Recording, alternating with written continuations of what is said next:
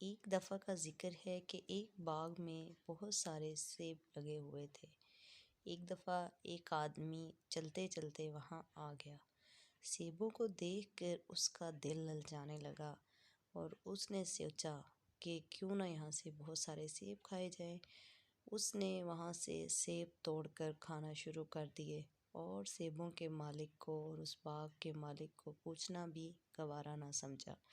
اتنی دیر میں اس باغ کا مالک وہاں آ گیا۔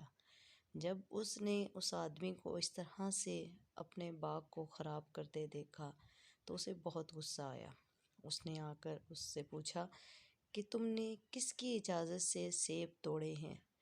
تو آدمی نے کہا کہ اس میں پوچھنے والی کیا بات ہے، مجھے سیب اچھے لگے تو میں نے سوچا کیوں نہ کھا لیے جائیں، اور میں تم سے کیوں پوچھوں؟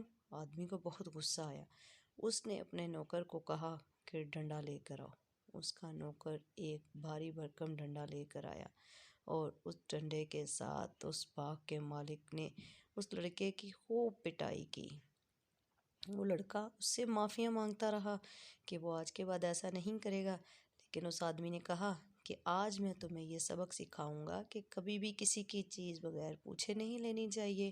تمہیں کم از کم مجھ سے پوچھ لینا چاہیے، لیکن تم نے ایسا نہیں کیا، اس لیے تمہیں سبق سکھانا ضروری ہے۔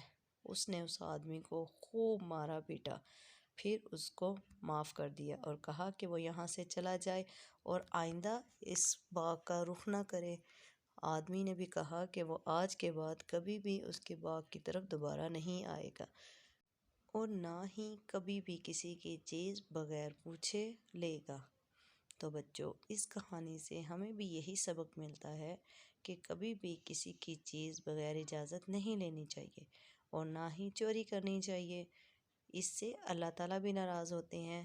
ہاں تو بچوں، ہماری اگلی کہانی کے لیے ہمارے چینل کو سبسکرائب کریں۔ تو ملتے ہیں ایک نئی ویڈیو کے ساتھ۔ اللہ حافظ۔